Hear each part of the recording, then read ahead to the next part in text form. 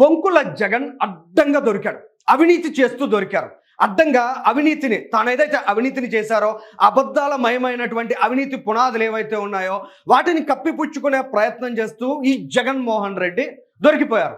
అసలు ఏంటి బొంకుల జగన్, ఏంటి బొంకుల జగన్ యొక్క అసలు ఉద్దేశం?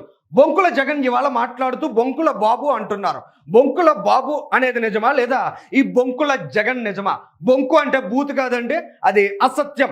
అసత్యాలు మాట్లాడే వ్యక్తి, అసత్యాలను ఆధారంగా చేసుకుని ఎవరైతే మాట్లాడతారో అటువంటి వ్యక్తుల్ని బొంకు మాటలు మాట్లాడొద్దు అంటారు. ఇవాళ అటువంటి బొంకు మాటలు జగన్మోహన్ రెడ్డి సుమారు ఒక గంట సమయానికి పైగా కూర్చుని తన రికార్డెడ్ ప్రెస్ మీట్ లో అందరికీ చెప్పడం జరిగింది. సో ఇవాళ జగన్మోహన్ రెడ్డి గారు ఏం మాట్లాడారు, అసలు ఎందుకు జగన్మోహన్ రెడ్డి గారు ఆ బొంకు మాటలన్నీ మాట్లాడాల్సి వచ్చింది అనే విషయాన్ని ఒక్కసారి మనం అర్థం చేసుకున్నట్లయితే, గడిచిన 2-3 రోజుల క్రితం చంద్రబాబు నాయుడు గారు ఒక చాలా స్ట్రాంగ్ కామెంట్స్ పాస్ చేశారు జగన్మోహన్ రెడ్డి గారిని ఉద్దేశించి.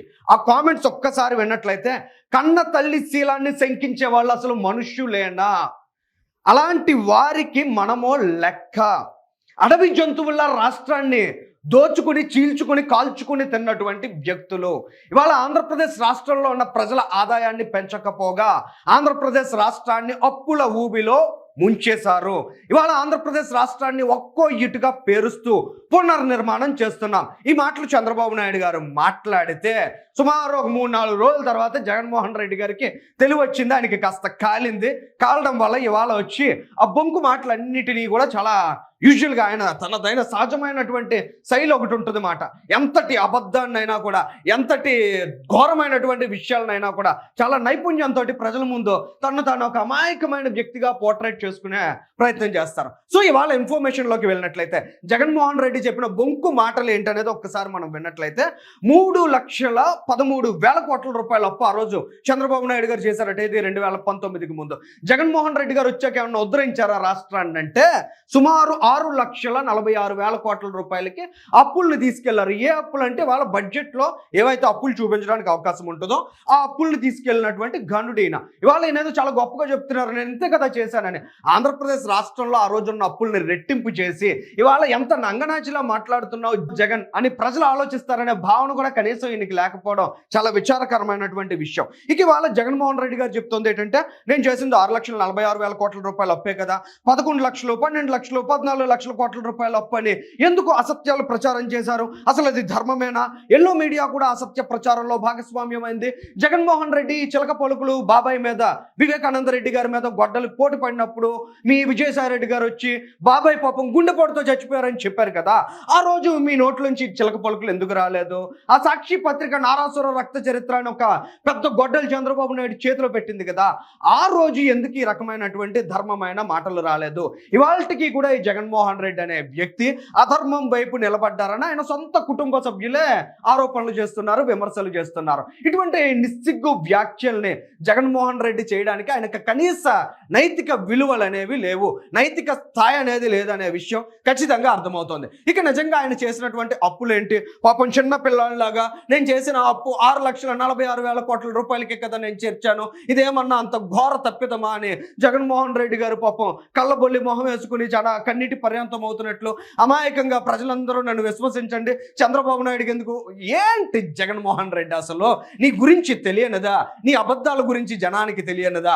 ఒక్కసారి ఆ లెక్కలు చూద్దాం. అసలు అసెంబ్లీ వేదికగా అంటే జగన్మోహన్ రెడ్డి గారు ప్రెస్ మీట్ లో కూర్చుని పిచ్చాపాటి మాట్లాడడం కాదండి, అసెంబ్లీ వేదికగా మాట్లాడినట్లయితే, అసెంబ్లీ రికార్డ్స్ లోకి ఎక్కినట్లయితే వాస్తవం అనే విషయం జనానికి నమ్మశక్యంగా ఉంటుంది. మీరు ప్రెస్ మీట్ లో కూర్చుని తాడేపల్లి ప్యాలెస్ లో కూర్చుని తత్తరబెత్తర మాటలన్నీ మాట్లాడేసినంత మాత్రాన అవన్నీ నిజాలని జనం మాత్రం అనుకునే పరిస్థితి ఉండదు. ఎందుకంటే అసెంబ్లీ వేదికగా మనం ఏదైతే మాట్లాడతామో దానికి మాత్రమే విలువ ఉంటుంది, దాన్ని మాత్రమే ప్రజలు విశ్వసించేటువంటి అవకాశం ఉంటుంది. అసలు అసెంబ్లీలో ఏం చెప్పారు?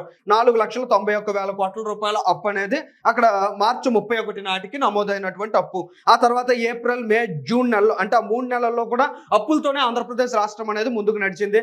అది కూడా కలిపినట్లయితే 5,19,000 కోట్ల రూపాయలు అప్పు అయింది. ఆ తర్వాత కార్పొరేషన్ల ద్వారా తీసుకున్నటువంటి రుణం 2,48,000 కోట్ల రూపాయలు. పెండింగ్ చెల్లింపులు ఏవైతే పెండింగ్ చెల్లింపులు మొత్తం అందరికీ పెట్టారో ఒక 2,06,000 కోట్ల రూపాయలు. విద్యుత్ సంస్థల నాన్ గ్యారంటీ రుణాలు మరొక 1,12,000 కోట్ల రూపాయలు. మొత్తం కలిపితే 10,86,000 కోట్ల రూపాయలు. జగన్మోహన్ రెడ్డి మీరేనా ముఖ్యమంత్రిగా ఉన్నది, ఇంకెవరన్నా ముఖ్యమంత్రిగా ఉన్నారో మొన్నటిదాకా? ఈ అప్పులన్నీ ఆంధ్రప్రదేశ్ రాష్ట్రానికి సంబంధించినవా లేదా తెలంగాణకో తమిళనాడుకో చెందినవి అనుకోవాలా? ఆంధ్రప్రదేశ్ రాష్ట్రానికే కదా, ఏపీ ప్రజల నెత్తి మీదే కదా ఉంది. మరి ఇవన్నీ నాకు సంబంధం లేదంటే జగన్మోహన్ రెడ్డికి ఏమనుకోవాలి? ఉందనుకోవాలా, కొట్టేసింది అనుకోవాలా? ఇలాగా ఆంధ్రప్రదేశ్ రాష్ట్రం మీద పెద్ద అప్పుల కుప్ప పెట్టిన జగన్మోహన్ రెడ్డి ఇవాళ అసలు చాలా అమాయకంగా మాట్లాడడం అనేది చాలా సిగ్గుచేటుగా అనిపిస్తుంది. ముఖ్యమంత్రి హోదాలో ముఖ్యమంత్రి పీఠం మీద 5 ఏళ్ల పాటు ఆంధ్రప్రదేశ్ రాష్ట్రాన్ని అనుభవించిన వ్యక్తి, ఆంధ్రప్రదేశ్ రాష్ట్రాన్ని అడ్డు పెట్టుకుని అడ్డదిడ్డంగా ఈ రాష్ట్ర సంపదను కొల్లగొట్టినటువంటి వ్యక్తి ఇవాళ ఏమీ ఎరగనటువంటి వ్యక్తిగా తను పోర్ట్రేట్ చేసుకుంటున్నారు. ఏవైతే ఈ కార్పొరేషన్స్ రుణాలు, ఇతరత్ర నాన్ గ్యారంటీడ్ రుణాలు ఉంటాయో అవన్నీ కూడా ఆంధ్రప్రదేశ్ రాష్ట్రానికి సంబంధం ఉండవంట. ఇది సెంట్రల్ గవర్నమెంట్తో పోలుస్తున్నారు. ఎస్బీఐ ఉంది, ఐఓసి ఉంది, హెచ్పిసిఎల్ ఉంది. ఇలాంటివన్నీ కూడా అప్పులు చేస్తాయి కదా, అవి కేంద్ర ప్రభుత్వానికి సంబంధం ఉంటుందా? కానీ అప్పులు చేసిన ఆ సొమ్ము అంతా కూడా కేంద్ర ప్రభుత్వం తింద జగన్మోహన్ రెడ్డి. ఇవాళ ఆంధ్రప్రదేశ్ రాష్ట్రంలో ఏవైతే అప్పులు ప్రభుత్వం వైపుగా లేదా ప్రభుత్వాన్ని చూపించి ప్రభుత్వం యొక్క ప్రెజర్తో చేసినటువంటి అప్పులు ఉన్నాయో అవన్నీ ఎంజాయ్ చేసింది, అవన్నీ తిన్నది ఆ రోజు ముఖ్యమంత్రిగా కూర్చున్నటువంటి వ్యక్తిగా నీవైపే చూపిస్తారు తప్ప దాని నుంచి తప్పించుకునేటువంటి ప్రయత్నాలు చేయకు. ఇక జగన్మోహన్ రెడ్డి చెప్తున్నటువంటి మాట అంటే అసలు అప్పులే లేవట ఆంధ్రప్రదేశ్ రాష్ట్రం, ఆర్థిక వ్యవస్థ అసలు అద్భుతంగా ఉరకలెత్తుతోందట. ఆర్థిక విధ్వంసకారుడు జగన్మోహన్ రెడ్డి కాదట, చంద్రబాబు నాయుడు గారేనట. ఇది జగన్మోహన్ రెడ్డి గారు చెప్తున్నారు. మరి ఆయన ముఖ్యమంత్రిగా ఆ బాధ్యత నుంచి తప్పుకునే నాటికి ఉద్యోగులకు కానీ పెన్షనర్లకు కానీ 1వ తేదీన ఎందుకు జీతాలు ఇవ్వలేకపోయో, ఎందుకు పెన్షన్లు ఇవ్వలేకపోయో, ఈ ఒక్క మాటకు నువ్వు సమాధానం చెప్పగలవా? గంటలు గంటలు పొంకాలు నీ నోటుకు వచ్చినటువంటి సోది కబుర్లన్నీ చెప్పడం కాదు జగన్మోహన్ రెడ్డి. ఇవాళ ఆంధ్రప్రదేశ్ రాష్ట్రంలో అసలు ఇండస్ట్రియల్ గ్రోత్, పారిశ్రామిక వృద్ధి అంటే అసలు కోవిడ్ వంటి కష్టకాలం ఉన్నప్పటికీ కూడా పారిశ్రామిక వృద్ధి అద్భుతంగా ఆంధ్రప్రదేశ్ రాష్ట్రంలో ఎగసిపడిందంట. మైనింగ్, కన్స్ట్రక్షన్, మ్యానుఫ్యాక్చరింగ్ మరి తిన్నారు కదా. ఆంధ్రప్రదేశ్ రాష్ట్రంలో ఉన్న సంపద అంతా అడ్డంగా తిన్నారు, మైన్లన్నీ కొల్లగొట్టారు. ఇందులో ఏ రకమైనటువంటి సందేహం లేదు. ఆంధ్రప్రదేశ్ రాష్ట్రాన్ని పీల్చి పిప్పి చేశారు, మొత్తం శాంతం ఉచ్చేసే ప్రయత్నం చేశారు. ఇంకొకసారి వచ్చుంటే మీ టార్గెట్ అంతా నెరవేరేది, కానీ ఆ లక్ష్యం నెరవేరలేదు. ఇవాళ మధ్యలోనే ఆగిపోయింది మొత్తం. మీరు ఏదైతే తినాలి, మీ కడుపు నింపుకోవాలనుకున్నారో అర్ధాకలతో మిగిలిపోయినటువంటి అవినీతి పరులుగా ఇవాళ మిమ్మల్ని ప్రజలందరూ కూడా చూస్తున్నారు. జగన్మోహన్ రెడ్డి గారు మీరు ఇక అబద్ధాలను పదే చెప్పడం ద్వారా అయితే ప్రజలు ఏ మాత్రం కూడా అసలు మీ వైపు కానీ, మీ వర్షన్ కానీ, మీ ఆలోచనలు కానీ వినే పరిస్థితి, అర్థం చేసుకునేటువంటి పరిస్థితి కూడా ఏ కోసానా లేదు. ఆంధ్రప్రదేశ్ రాష్ట్రానికి జగన్మోహన్ రెడ్డి గారు ఖచ్చితంగా ఈ మాటకి సమాధానం చెప్పాలి. కోవిడ్ కష్టకాలం 2 సంవత్సరాలు కోవిడ్ ఉండడం వలనట జిఎస్డిపి అనేది అసలు చాలా దారుణంగా తగ్గిపోయిందంట. దేశవ్యాప్తంగా అదే పరిస్థితి అంట, అన్ని రాష్ట్రాల్లో కూడా అదే పరిస్థితి అట. జగన్మోహన్ రెడ్డి గారు నిజంగా అదే నిజమని కాసేపు అనుకున్నట్లయితే 2019 నుంచి 2024కి మీ ఆస్తులు ఎందుకు పెరిగాయి? మీ ఆస్తులు 41% మేర ఎందుకు పెరిగాయి? 529 కోట్ల రూపాయలకి జగన్మోహన్ రెడ్డి గారు ఆస్తులు ఏ విధంగా చేరుకున్నాయి? భారతిరెడ్డి గారికి ఉన్న 124 కోట్ల రూపాయల ఆస్తి 2019లో 176 కోట్ల రూపాయలకి ఎలా వెళ్ళింది జగన్మోహన్ రెడ్డి గారు? మరి కోవిడ్ మీకు లేదా? కోవిడ్ నుంచి మీకున్న ఇండస్ట్రీస్కి ఏమన్నా ఎక్సెప్షన్ ఉందా? జగన్మోహన్ రెడ్డి గారు ఇలాంటి పిచ్చాపాటి మాటలు ఆంధ్రప్రదేశ్ రాష్ట్రానికి మీరు చేసినటువంటి నష్టాన్ని ప్రజలు ఘోరంగా రియలైజ్ అయ్యారు కాబట్టి, ఇటువంటి తప్పు భవిష్యత్తులో ఇంకెప్పుడు చేయకూడదు అనుకున్నారు కాబట్టి అంత దారుణంగా, అంటే ఆ 11 సీట్లు కాదు కదా, ఒక్క సీటు కూడా ఇవ్వకూడదని ప్రజలు అనుకున్నారు. కానీ ఎక్కడో బై లక్ మీకు ఛాన్స్ కలిసి వచ్చి ఆ 11 సీట్లు గెలిచారు. గెలిచిన వాళ్ళు ఇవాళకైనా ప్రజానుగుణమైనటువంటి ఆలోచనలు చేయడానికి ప్రయత్నాలు చేయాలి తప్ప ఇలాంటి ఘోరమైన అబద్ధాలను వ్యాప్తి చేయడం ద్వారా నానాటికి మీరు పలచన పడతారు తప్ప ఏ విధమైన ఉపయోగం ఉండదు. జగన్మోహన్ రెడ్డి గారు చెప్పినటువంటి గాడిద గుడ్డు గంట ప్రెస్ మీట్, గాడిద గంట అంత ప్రెస్ మీట్ ఏదైతే ఉందో అది మొత్తం కూడా అబద్ధం అని చెప్పడానికి last and final example, okay example చెప్పి వీడియోను ముగిస్తామండి. ఆయన ఆంధ్రప్రదేశ్ రాష్ట్రంలో రోడ్ల కోసం అద్భుతంగా ఆ రోజు నిధులు శాంక్షన్ చేశారట. 2014-19 మధ్య చంద్రబాబు నాయుడు గారి కంటే కూడా అద్భుతంగా అయినా రోడ్ల కోసం నిధులు ఇచ్చారట. ఒకసారి ఆ లెక్కలు మనం చూసినట్లయితే ఆంధ్రప్రదేశ్ రాష్ట్రంలో రోడ్స్ రిపేర్ కోసం చంద్రబాబు నాయుడు గారు ఆయన 5 ఏళ్లలో 2,900 కోట్ల రూపాయల మేర ఖర్చు పెడితే జగన్మోహన్ రెడ్డి గారు 4,600 వందల కోట్ల రూపాయలు తినేశారంట. అంటే పూర్తిగా తినేశారు. ఇదేం ఖర్చు చేయడం కాదు. ఎందుకంటే ఆంధ్రప్రదేశ్ రాష్ట్రంలో ఎక్కడ ఒక గుంత పోడ్చలేదు, ఎక్కడ తట్టడం మట్టి కూడా వేయలేదు. ఇది ప్రతి ఒక్కరికి తెలిసిందే. ఏపీలో వైసీపీకి ఓటు వేసినా, టీడీపీకి ఓటు వేసినా, జనసేనకు ఓటు వేసినా వాళ్ళందరూ ఏపీ ప్రజలే కదా, ఏపీ ఓటర్లే కదా. ఎవరిని టచ్ చేసినా కూడా మాట చెప్తారు. ఎక్కడా కూడా ఒక్క చిన్న సింగిల్ మైన్యూట్ రిపేర్ కూడా చేయకుండా జగన్మోహన్ రెడ్డి ఈ 4,600 కోట్ల రూపాయలు ఎవరి జేబులో పెట్టాడు అనే విషయాన్ని ఖచ్చితంగా ప్రజలకు ఆన్సర్ చేయాలి. ఆయన చెప్పినటువంటి లెక్క ఇది. ఇక స్టేట్ రోడ్స్ ఏవైతే స్టేట్లో ఉన్నటువంటి ప్రధాన రహదారులు ఉంటాయో వాటికి చంద్రబాబు నాయుడు గారు కొత్త రోడ్లు వేయడానికి 4,300 కోట్ల రూపాయలు సుమారుగా ఖర్చు పెట్టినట్లయితే జగన్మోహన్ రెడ్డి గారు 7,300 కోట్ల రూపాయలకు పైగా ఖర్చు పెట్టారట.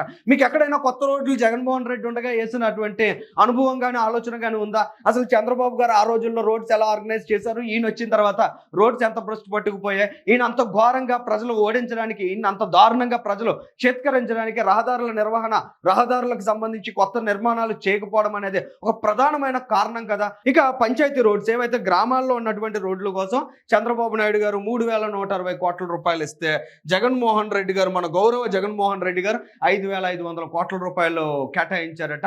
అంటే ఇక్కడ ఓన్లీ రోడ్స్ పేరు చెప్పి ఈయన మన బొంకుల జగన్మోహన్ రెడ్డి గారు సుమారుగా ఒక 15,000 కోట్ల రూపాయల నుంచి 20,000 కోట్ల రూపాయలు కైంకర్యం చేశారు. అంటే ప్రజల సంపదను కడుపులో పెట్టుకున్నారు. ఇవాళ ఆ సంపద ఎవరెవరికి ఎక్కడెక్కడ డిస్ట్రిబ్యూట్ చేశారనేది కూడా ముఖ్యంగా చంద్రబాబు నాయుడు గారు పదే పదే ఈయన మీద కొంత సాఫ్ట్ కార్నర్ చూపిస్తున్నారు అనిపిస్తుంది. అది సాఫ్ట్ కార్నర్ అనే కంటే కూడా ఇటువంటి ఆర్థిక విధ్వంసం, ఇటువంటి రాజకీయ విధ్వంసకారుల్ని టచ్ చేసి ఆంధ్రప్రదేశ్ రాష్ట్రంలో ఇప్పుడు అలజడి క్రియేట్ చేయడం అవసరమా అనే ఆలోచనలో ఆయన ఉన్నట్లుగా కనిపిస్తోంది.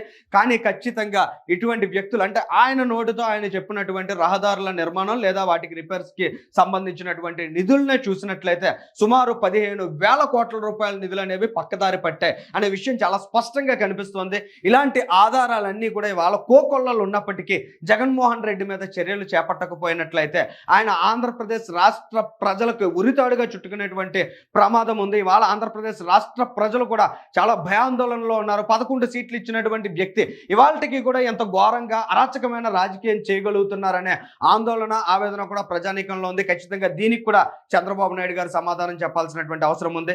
ఈ విధంగా జగన్మోహన్ రెడ్డి అడుగడుగున అసత్యాలు మాత్రమే మాట్లాడతారు. జగన్మోహన్ రెడ్డికి మించిన పెద్ద బొంకు ఇంకెవరూ లేరు అనే విషయం ఇప్పటికే ఆంధ్రప్రదేశ్ రాష్ట్రంలో ఉన్న ప్రజానీకం ప్రతి ఒక్కరికి తెలుసు. జగన్మోహన్ రెడ్డి గారు మీరు ఇలాంటి బొంకు ప్రెస్ మీట్లు ఎన్ని పెట్టినప్పటికీ కూడా ఏ విధమైన ఉపయోగం ఉండదనే విషయాన్ని ఖచ్చితంగా మీరు గ్రహించాలి. Thank you.